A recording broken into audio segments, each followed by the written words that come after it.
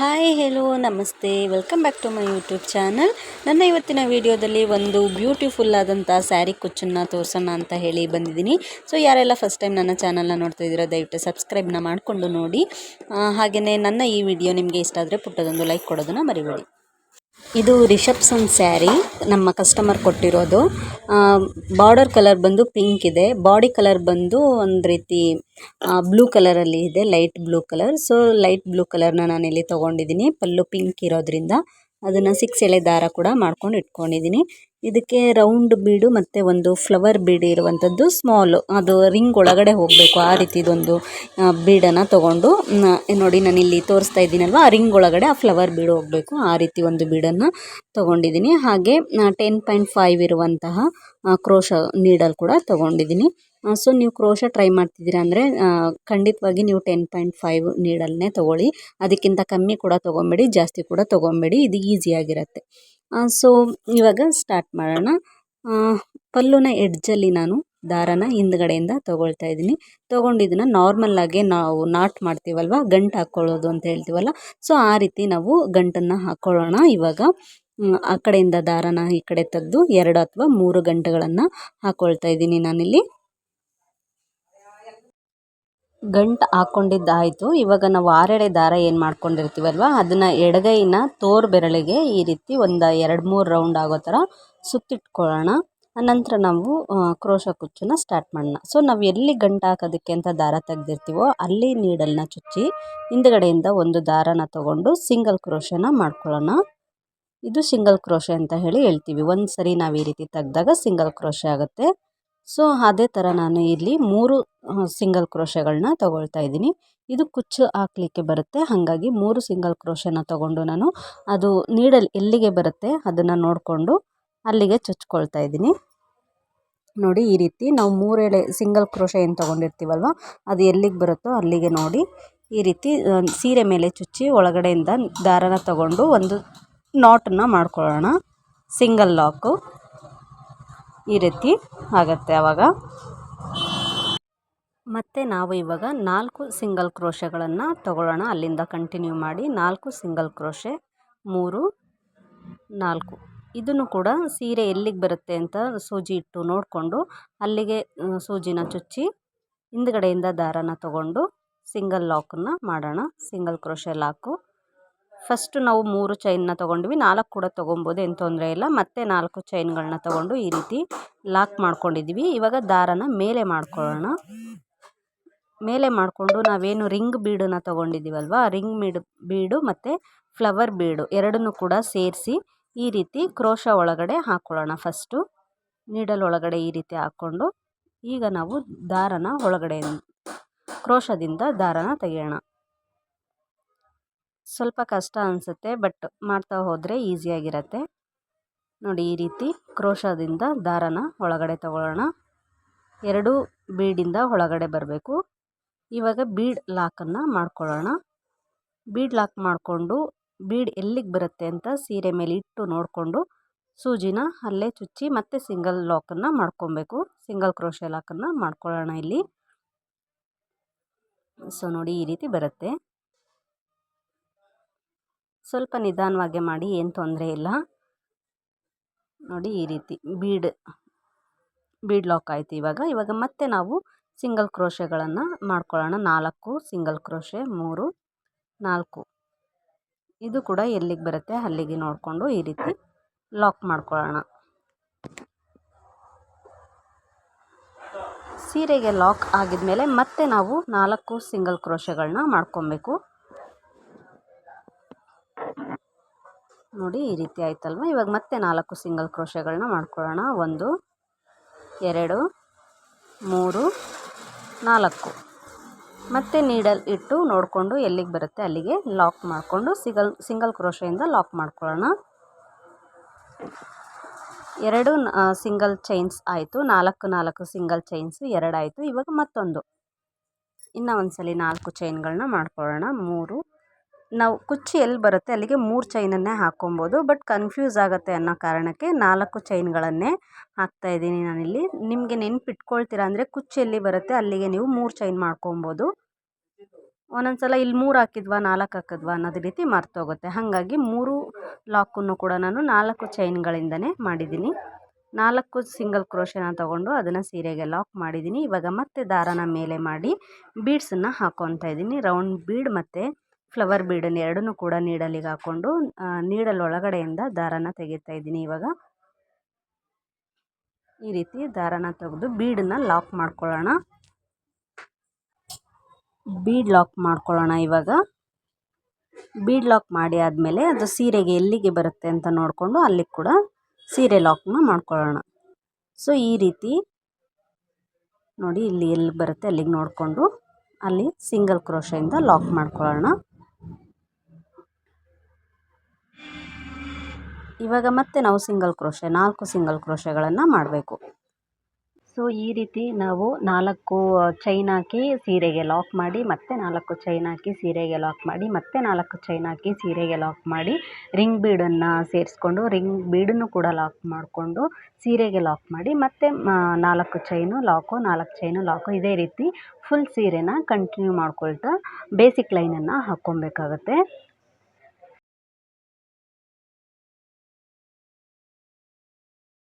ನೋಡಿ, ಈ ರೀತಿ ಬೇಸಿಕ್ ಲೈನು ರೆಡಿ ಆಗುತ್ತೆ. ನೀವು ನೋಡ್ತಿರ್ಬೋದು ಎಷ್ಟು ನೀಟಾಗಿ ಬಂದಿದೆ ಅಂತ ಹೇಳ್ಬಿಟ್ಟು. ಈ ರೀತಿ ಬೀಡನ್ನು ನಾವು ಸೇರಿಸ್ಕೊಳ್ತಾ ಬೇಸಿಕ್ ಲೈನನ್ನು ಹಾಕ್ಕೊಂಡು ಇಟ್ಕೊಂಡ್ಬಿಟ್ರೆ ನಮಗೆ ನೆಕ್ಸ್ಟ್ ಲೈನನ್ನು ಹಾಕಲಿಕ್ಕೆ ಅಥವಾ ನೆಕ್ಸ್ಟ್ ಸ್ಟೆಪ್ಪನ್ನು ಹಾಕಲಿಕ್ಕೆ ಈಸಿ ಆಗುತ್ತೆ. ಸೊ ನಾವು ಒಂದು ಸಲ ಸ್ಟಾರ್ಟ್ ಮಾಡಿದ್ವಿ ಅಂತ ಹೇಳಿದ್ರೆ ಈ ರೀತಿ ಬೇಸಿಕ್ ಲೈನನ್ನು ಹಾಕ್ಕೊಂಡು ಬಿಡಬೇಕು. ಫಸ್ಟ್ ಸ್ಟಾರ್ಟಿಂಗು ಮತ್ತು ಎಂಡಿಂಗಲ್ಲಿ ಮಾತ್ರ ಎರಡೆರಡು ಸಿಂಗಲ್ ಕ್ರೋಶೆ ಬರುತ್ತೆ. 4 ಚೈನ್ ಹಾಕಿ ಲಾಕ್ ಮಾಡ್ಕೊಳ್ತೀವಲ್ವ, ಅದು ಲಾಸ್ಟ್ ಎಂಡಲ್ಲಿ 2 ಬರುತ್ತೆ. ಮತ್ತು ಈ ಕಡೆ ಸ್ಟಾರ್ಟಿಂಗಲ್ಲಿ ಕೂಡ 2 ಬರುತ್ತೆ. ಇನ್ನು ಸೆಂಟ್ರಲ್ಲೆಲ್ಲ 3 ಸಿಂಗಲ್ ಚೈನ್ ಬರುತ್ತೆ. ಇಲ್ಲಿ ನೋಡ್ತಾ ಇರ್ಬೋದು ನೀವು, ಈ ಕಡೆ ಲಾಸ್ಟಲ್ಲಿ 2 ಇದೆ, 2 ಲಾಕ್ ಮಾಡಿದ್ದೀನಿ 4 ಚೈನ್ ಹಾಕಿ. ಮತ್ತು ನೆಕ್ಸ್ಟು ನಿಮಗೆ 3 ಬರುತ್ತೆ. ಈ ಕಡೆ ಲಾಸ್ಟಲ್ಲಿ ಕೂಡ ನೋಡ್ತಾ ಇರ್ಬೋದು ನೀವು, 2 ಕಡೆ 2 ಬಂದಿದೆ. ಇನ್ನು ಸೆಂಟ್ರಲ್ಲೆಲ್ಲ 3 ಬರುತ್ತೆ. ಅಂದರೆ ನಾವು ಆರ್ಚ್ ಮಾಡಲಿಕ್ಕೆ ಆ ಕಡೆ ಸೈಡ್ ಈ ಕಡೆ ಸೈಡ್ ಬೀಡಿಂದ ಆ ಕಡೆ ಸೈಡ್ ಒಂದು ಈ ಕಡೆ ಸೈಡ್ ಒಂದು ಆರ್ಚ್ ಮಾಡ್ಲಿಕ್ಕೆ ಬರುತ್ತೆ. ಸೆಂಟ್ರಲ್ ಉಳಿಯೋದು ಕುಚ್ಚು ಹಾಕ್ಕೊಳ್ಳೋದಕ್ಕೆ ಆಗುತ್ತೆ. ಈಗ ನೆಕ್ಸ್ಟ್ ಸ್ಟೆಪ್ಪನ್ನು ಸ್ಟಾರ್ಟ್ ಮಾಡೋಣ. ನೆಕ್ಸ್ಟ್ ಸ್ಟೆಪ್ ನಾನು ಸ್ಯಾರಿ ಕಲರ್ ದಾರನೇ 6 ಎಳೆ ದಾರನ ತೊಗೊಂಡಿದ್ದೀನಿ. ಆಗಲೇ ಹೇಳಿರೋ ಹಾಗೆ ದಾರನ ಆ ಕಡೆಯಿಂದ ತೆಗೆದು ಗಂಟನ್ನು ಹಾಕ್ಕೊಳ್ಳೋಣ. ನಾವು 2 ಕಡೆಯಿಂದ 2 ಅಥವಾ 3 ಗಂಟುಗಳನ್ನು ಹಾಕ್ಕೊಳ್ಳೋಣ.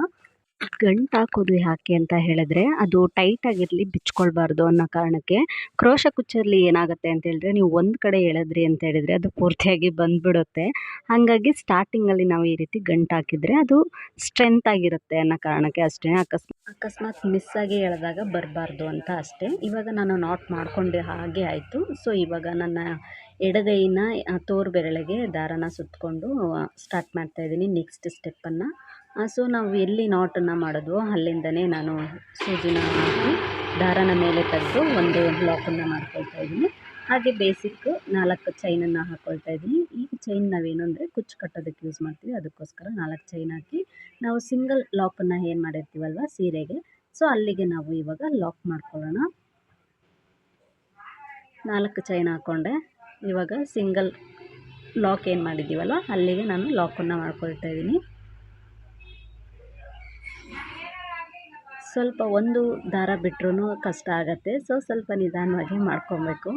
ಸೊ ಈ ರೀತಿ ಲಾಕ್ನ ಮಾಡಿಕೊಂಡೆ. ಇವಾಗ ಒಂದು ಸಿಂಗಲ್ ಚೈನನ್ನು ತಗೊಂಡು ಈ 4 ಚೈನ್ ಏನಿದೆ ಅಲ್ವ ಅಲ್ಲಿ ಪಕ್ಕಕ್ಕೆ ನಾನು ಒಂದು ಸಿಂಗಲ್ ಲಾಕನ್ನು ಹಾಕ್ತಾಯಿದ್ದೀನಿ. ಈಗ ನೀಡಲ್ ಮೇಲಿಂದ 2 ಸಲ ದಾರನ ತಗೊಳ್ತೀನಿ. ನೀಡಲ್ ಮೇಲೆ 2 ಸಲ ದಾರನ ತಗೊಂಡು ಬೀಡೇನು ಹಾಕಿದ್ದೀವಲ್ವ ಬೀಡು ಒಳಗಡೆಯಿಂದ ನಾವು ರಿಂಗ್ ಬೀಡ್ ಏನಿದೆಯಲ್ಲ ಅದರೊಳಗಡೆಯಿಂದ ದಾರನ ತಗೊಂಡು 2ರಿಂದ 1 ಮತ್ತೆ 2ರಿಂದ 1 ಮಾಡಿ ಮತ್ತೆ 2ರಿಂದ 1 ಮಾಡಿದ್ರೆ ಒಂದು ಕಂಬ ರೆಡಿಯಾಗುತ್ತೆ. ಟ್ರಿಬಲ್ ಕ್ರೋಶೆ ಅಂತ ಕೂಡ ಹೇಳ್ತೀವಿ ಇದಕ್ಕೆ. ಸೊ ನೀಡಲ್ಲಿ ಮೇಲಿಂದ 2 ಸಲ ದಾರನ ತಗೊಂಡು ರಿಂಗ್ ಬೀಡಿಂದ ಒಳಗಡೆ ಹೋಗಿ ಮತ್ತೆ ದಾರ ತಗೊಂಡು 2ರಿಂದ 1 2ರಿಂದ 1 ಮಾಡಿದ್ರೆ ಟ್ರಿಬಲ್ ಕ್ರೋಶೆ ರೆಡಿಯಾಗುತ್ತೆ. ಇದನ್ನು ಡಬಲ್ ಕ್ರೋಶೆ ಕೂಡ ಮಾಡ್ಕೊಬೋದು ನೀವು. ಸಿಂಗಲ್ ನೀಡಲ್ ಮೇಲೆ 1 ಸಲ ದಾರನ ತಗೊಂಡು ರಿಂಗ್ ಒಳಗಡೆಯಿಂದ ಹೋಗಿ ಒಂದು ದಾರನ ತಗೊಂಡು 2ರಿಂದ 1 2ರಿಂದ 1 ಮಾಡಿದ್ರೆ ಡಬಲ್ ಕ್ರೋಶೆ ರೆಡಿ ಆಗುತ್ತೆ. ಸೊ ನೀವು ಡಬಲ್ ಕ್ರೋಶೆ ಆದರೂ ಮಾಡ್ಕೊಬೋದು, ತ್ರಿಬಲ್ ಕ್ರೋಶೆ ಆದರೂ ಮಾಡ್ಕೊಬೋದು. ನಾನು ತ್ರಿಬಲ್ ಕ್ರೋಶೆ ಮಾಡೋಣ ಅಂತೇಳಿ ಸ್ಟಾರ್ಟ್ ಮಾಡಿದೆ, ಬಟ್ ಡಬಲ್ ಕ್ರೋಶೆಗೆ ನಾನು ಇಲ್ಲಿ ಮಾಡ್ತಾಯಿದ್ದೀನಿ. ಸೊ 1 ಸಲ ನೀಡಲ್ನ ತಗೊಂಡು ರಿಂಗಿಂದ ಒಳಗಡೆ ಹೋಗಿ 2ರಿಂದ 1 ಮತ್ತೆ 2ರಿಂದ 1 ಮಾಡ್ತಾಯಿದ್ದೀನಿ. ಸೊ ನಾವು ಈ ರಿಂಗ್ ಫುಲ್ ಆಗೋವರೆಗೂ ಆರ್ಚನ್ನು ರೆಡಿ ಮಾಡ್ಕೋಬೇಕಾಗತ್ತೆ. ಸೊ ನೋಡಿ 2ರಿಂದ 1 ಮತ್ತು 2ರಿಂದ 1 ಮಾಡ್ತಾಯಿದ್ದೀನಿ. ನೆಕ್ಸ್ಟ್ ಸ್ಟೆಪ್ಪು ಬರೋದ್ರಿಂದ ತುಂಬ ಲಾಂಗ್ ಆಗುತ್ತೆ ಅನ್ನೋ ಕಾರಣಕ್ಕೆ ನಾನು ಇಲ್ಲಿ ಡಬಲ್ ಕ್ರೋಶನ ತೊಗೊಂಡೆ. ನೀವು ಬೇಕಿದ್ದರೆ ತ್ರಿಬಲ್ ಕ್ರೋಶೆ ಕೂಡ ತೊಗೊಬೋದು. ಸೊ ನೋಡಿ ಆರ್ಚ್ ರೆಡಿಯಾಗಿದೆ. ನನಗೆ ಇಲ್ಲಿ 12 ಕಂಬಗಳು ಬಂದಿದೆ. ಸೊ ನಾನು ಕೌಂಟ್ ಮಾಡ್ಕೊತೀರಾ ಅಂದರೂ ಕೂಡ ಮಾಡ್ಕೊಬೋದು, ಏನು ತೊಂದರೆ ಇಲ್ಲ. ಸೊ ಈಗ ನಾನು ನೋಡಿ ರೆಡಿಯಾಗಿದೆ ಒಂದು ಆರ್ಚು. ಸೊ 4 ಚೈನ ನಾವೇನು ಹಾಕಿರ್ತೀವಲ್ವ ಅಲ್ಲಿಗೆ ನಾನು ಒಳಗಡೆಯಿಂದ ತೊಗೊಂಡು ಸಿಂಗಲ್ ಲಾಕನ್ನು ಮಾಡ್ಕೊಳ್ತಾ ಇದ್ದೀನಿ. ಸಿಂಗಲ್ ಲಾಕ್ ಮಾಡಿ ಆಗಿದ್ಮೇಲೆ ಮತ್ತೆ ನಾವು ಒಂದು ಸಿಂಗಲ್ ಚೈನನ್ನು ತಗೊಳ್ಳೋಣ. ಸಿಂಗಲ್ ಚೈನ್ ಯಾಕೆ ಅಂತ ನಮಗೆ ನೆಕ್ಸ್ಟ್ ಸ್ಟೆಪ್ಪಲ್ಲಿ ಗೊತ್ತಾಗುತ್ತೆ. ಸಿಂಗಲ್ ಚೈನ್ ತೊಗೊಂಡು ಮತ್ತೆ ನಾವು ಸೀರೆಗೆ ಏನು ಲಾಕ್ ಮಾಡಿರ್ತೀವಲ್ವ ಸಿಂಗಲ್ ಕ್ರೋಶೆಯಿಂದ ಅಲ್ಲಿಗೆ ಲಾಕನ್ನು ಮಾಡ್ಕೊಳ್ಳೋಣ. ಇವಾಗ ಒಂದು ಆರ್ಚ್ ನಮಗೆ ಕಂಪ್ಲೀಟ್ ಆಯಿತು. ಸ್ವಲ್ಪ ಕಷ್ಟ ಅನಿಸುತ್ತೆ, ಸ್ವಲ್ಪ ನಿಧಾನಕ್ಕೆ ಮಾಡಬೇಕು. ನೋಡಿ ಈ ರೀತಿ ಆರ್ಚ್ ರೆಡಿ ಆಗುತ್ತೆ. ಆ ಕಡೆ ಈ ಕಡೆ ಏನು ನಾವು 4 ಚೈನ್ ತೊಗೊಂಡಿರ್ತೀವಲ್ವ ಅದು ಆರ್ಚಿಗೆ ಈ ರೀತಿ ರೆಡಿ ಆಗುತ್ತೆ. ಸೊ ಇವಾಗ ನಾವು ಮತ್ತೆ 4 ಚೈನನ್ನು ತಗೊಂಡು ಸೀರೆಗೆ ಎಲ್ಲಿ ಲಾಕ್ ಮಾಡಿರ್ತೀವಲ್ವ ಅಲ್ಲೇ ಮತ್ತೆ ಲಾಕ್ ಮಾಡ್ಕೊಳ್ಳೋಣ. ನೋಡಿ ಸೀರೆಗೆ ಲಾಕ್ ಮಾಡಿರ್ತೀವಲ್ಲ ಅಲ್ಲಿ ಈ 4 ಚೈನ್ ಏನಕ್ಕೆ ಅಂದರೆ ಕುಚ್ಚು ಕಟ್ಟೋದಕ್ಕೆ. ಸೊ ಅಲ್ಲಿಗೆ ಲಾಕ್ ಮಾಡ್ಕೊಳ್ಳೋಣ.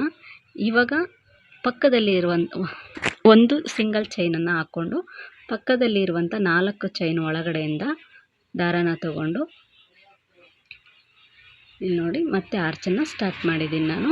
ಸೊ ಇದೇ ರೀತಿ ಆರ್ಚನ್ನು ಸ್ಟಾರ್ಟ್ ಮಾಡೋಣ. ಡಬಲ್ ಕ್ರೋಶೆಯಿಂದ ಆರ್ಚ್ ಕಂಪ್ಲೀಟ್ ಮಾಡ್ತಾ ಹೋಗೋಣ.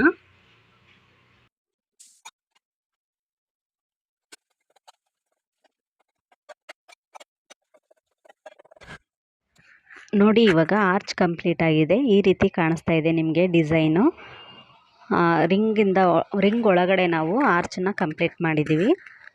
ಸೊ ಈ ರೀತಿ ಕಾಣಿಸುತ್ತೆ. ರಿಂಗ್ ಒಳಗಡೆ ನಾವು ಆರ್ಚನ್ನು ಕಂಪ್ಲೀಟ್ ಮಾಡಿದಾಗ ಈ ರೀತಿ ಕಾಣಿಸುತ್ತೆ. ಸೊ ಎಷ್ಟು ಚೆನ್ನಾಗಿ ಬಂದಿದೆ ಅಲ್ವಾ ಆರ್ಚು. ಸೊ ನೆಕ್ಸ್ಟ್ ಸ್ಟೆಪ್ಪು ನಾವು ಹೇಗೆ ಮಾಡೋದು ಅಂತ ಹೇಳಿ ನೋಡೋಣ. ನೋಡಿ ಕರೆಕ್ಟಾಗಿ ಎಂಡಿಗೆ ಬಂದಿದೆ ಅದು. ನಾವು ಕರೆಕ್ಟಾಗಿ ಹಾಕ್ಕೊತ ಬಂದ್ವಿ, ಎಲ್ಲೂ ಟೈಟು ಲೂಸು ಮಾಡಿಲ್ಲ ಅಂತ ಹೇಳಿದ್ರೆ ಈ ರೀತಿ ಆರ್ಚು ನೀಟಾಗಿ ಬರುತ್ತೆ. ಸೊ ನೆಕ್ಸ್ಟ್ ಸ್ಟೆಪ್ಪು ಹೇಗೆ ಮಾಡೋದು ಅಂತ ಹೇಳಿ ನಾನು ನಿಮಗೆ ತೋರಿಸ್ಕೊಡ್ತೀನಿ. ಸೊ ಇದಕ್ಕೋಸ್ಕರ ನಾನು ಸ್ಮಾಲ್ ಬೀಡನ್ನು ತೊಗೊಂಡಿದ್ದೀನಿ. ನೋಡಿ ಈ ರೀತಿ ನಾವು ಎಂಬ್ರಾಯ್ಡ್ರಿಗೆ ಯೂಸ್ ಮಾಡ್ತೀವಲ್ವ, ಅರಿ ವರ್ಕ್ ಮಾಡ್ತಾರಲ್ಲ ಆ ರೀತಿ ಬೀಡನ್ನು ತೊಗೊಂಡಿದ್ದೀನಿ. ಹಾಗೆ ನಾನು ಇಲ್ಲಿ ಪಲ್ಲು ಕಲರನ್ನ ತೊಗೊಂಡಿದ್ದೀನಿ, ಆಪೋಸಿಟ್ ಕಲರ್ ಥ್ರೆಡನ್ನು ತೊಗೊಂಡಿದ್ದೀನಿ. ಅದನ್ನು 6 ಎಳೆ ಮಾಡ್ಕೊಂಡು ಇಟ್ಕೊಂಡಿದ್ದೀನಿ. ನೆಕ್ಸ್ಟ್ ಸ್ಟೆಪ್ಪು ನೋಡೋಣ ಇವಾಗ.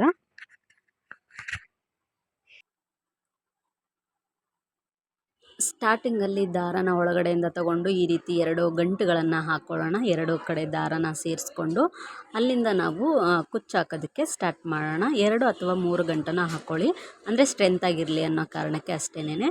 ಸೊ ನಾವು ಎಲ್ಲಿ ದಾರನ ತೊಗೊಂಡಿದ್ವೋ ಅಲ್ಲೇ ಕ್ರೋಶನ ಹಾಕಿ ಒಳಗಡೆಯಿಂದ ಒಂದು ದಾರನ ತೊಗೊಂಡು ಸಿಂಗಲ್ ಕ್ರೋಶನ ಮಾಡ್ಕೊಳ್ಳೋಣ, ಸಿಂಗಲ್ ಲಾಕ್ ರೀತಿ ಮಾಡ್ಕೊಳ್ಳೋಣ. ಅದಾಗಿದ್ಮೇಲೆ ಪಕ್ಕದಲ್ಲಿನೇ ಇನ್ನೂ ಒಂದು ಕೂಡ ಸಿಂಗಲ್ ಕ್ರೋಶ ಲಾಕ್ನ ಮಾಡ್ಕೊಳ್ಳೋಣ. ಸಿಂಗಲ್ ಕ್ರೋಶ ಲಾಕ್ನ ಮಾಡ್ಕೊಂಡು ಆಗಿದ್ಮೇಲೆ ನಾವು 4 ಚೈನ್ಗಳನ್ನು ಹಾಕ್ಕೊಂಡು ನಾವು ಸಿಂಗಲ್ ಕ್ರೋಶ ಲಾಕ್ ಎಲ್ಲಿ ಮಾಡಿದ್ದೀವೋ ಅಲ್ಲಿನೇ ನೋಡ್ಕೊತ ಅದನ್ನು ಲಾಕ್ ಮಾಡ್ಕೊಬೇಕಾಗುತ್ತೆ. ನೋಡಿ 2 3 4 ಚೈನ್ ಆಯ್ತು ಇವಾಗ. ಸೊ ನಾವು ಹಿಂದಿನ ಲೈನ್ನಲ್ಲಿ ಎಲ್ಲಿ 4 ಚೈನ್ಗಳನ್ನ ಹಾಕಿ ಲಾಕ್ ಮಾಡಿದ್ದೀವೋ, ಸಿಂಗಲ್ ಕ್ರೋಶ ಲಾಕ್ ಮಾಡಿರ್ತೀವಲ್ವ ಅಲ್ಲೇ ಮಧ್ಯದಲ್ಲಿ ಲಾಕ್ನ ಮಾಡೋಣ. ಅದು 4 ಚೈನ್ ಎಲ್ಲಿಗೆ ಬರುತ್ತೆ ನೋಡಿಕೊಂಡು ಅದೇ ಲಾಕ್ನ ಮಾಡ್ಕೊಳ್ಳೋಣ. ಈ 4 ಚೈನ್ಗಳನ್ನ ಈ ರೀತಿ ಸಿಂಗಲ್ ಕ್ರೋಶದಲ್ಲಿ ಲಾಕ್ ಮಾಡ್ಕೊಂಡು ಆಗಿದ್ಮೇಲೆ ಒಂದು ಸಿಂಗಲ್ ಕ್ರೋಶನ ತಗೊಳ್ಳೋಣ. ಸಿಂಗಲ್ ಕ್ರೋಶ ಲಾಕ್ ಆಗಿದ್ಮೇಲೆ ಒಂದು ಸಿಂಗಲ್ ಕ್ರೋಶೆ ತಗೋಬೇಕು. ಲಾಕ್ ಮಾಡಿ ಸಿಂಗಲ್ ಕ್ರೋಶೆ ತಗೊಂಡಾಗಿದ್ಮೇಲೆ ಆ ದಾರನ ನಾವು ಮೇಲೆ ಮಾಡಿಕೊಂಡು ಅದಕ್ಕೆ ಬೀಡನ್ನು ಆ್ಯಡ್ ಮಾಡೋಣ. ನಾವು ಹಿಂದಿನ ಚೈನ್ ಹಾಕುವಾಗ, ಕಂಬ ಮಾಡುವಾಗ ಒಂದು ಸಿಂಗಲ್ ಕ್ರೋಶನ ಹಾಕ್ಕೊಂಡಿದ್ವಲ್ವ ಅಲ್ಲಿಂದನೇ ನಾವು ಬೀಡ್ ಹಾಕಲಿಕ್ಕೆ ಸ್ಟಾರ್ಟ್ ಮಾಡಬೇಕು.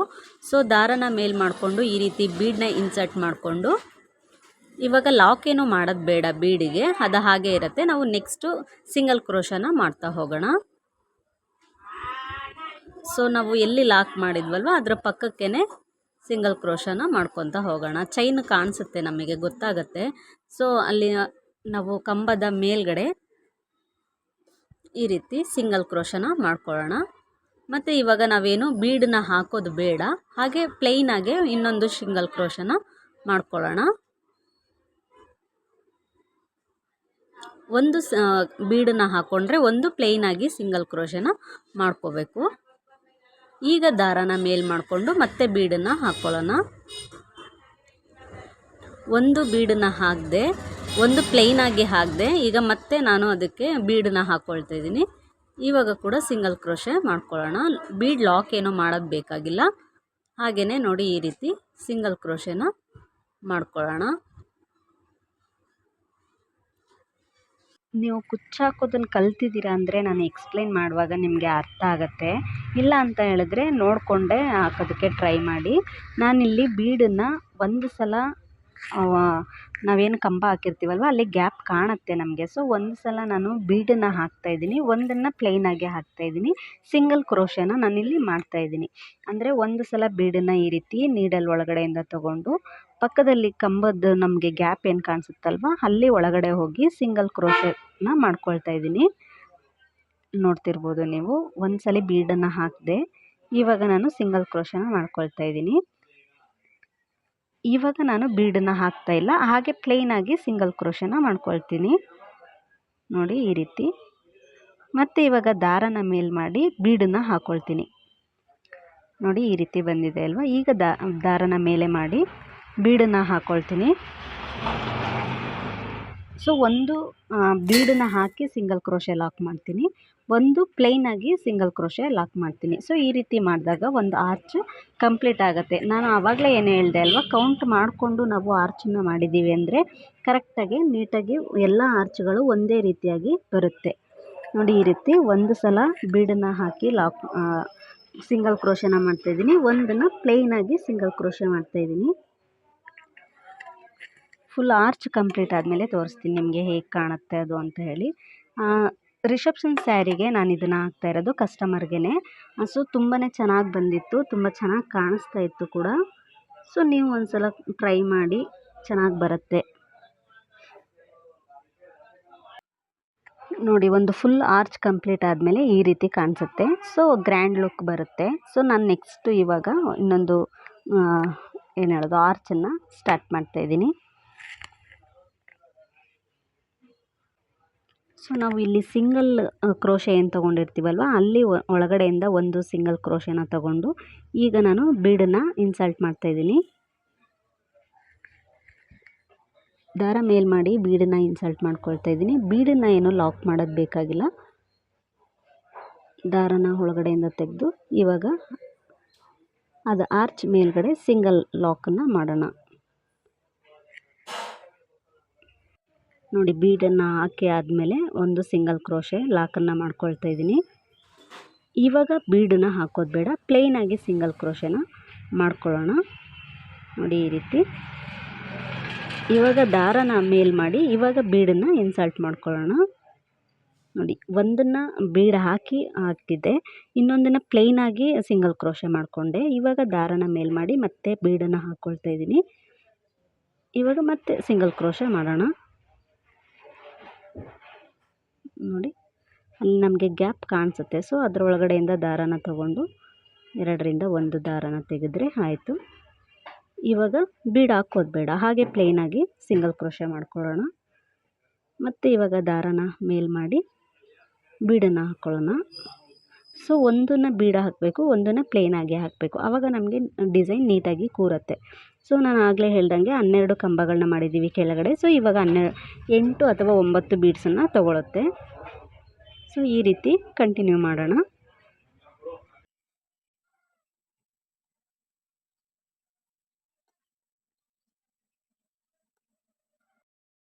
ಸೊ ಫೈನಲಿ ಆರ್ಚ್ ಈ ರೀತಿ ಕಂಪ್ಲೀಟ್ ಆಗಿದೆ ನೋಡಿ. ಈ ರೀತಿ ಕಾಣಿಸುತ್ತೆ.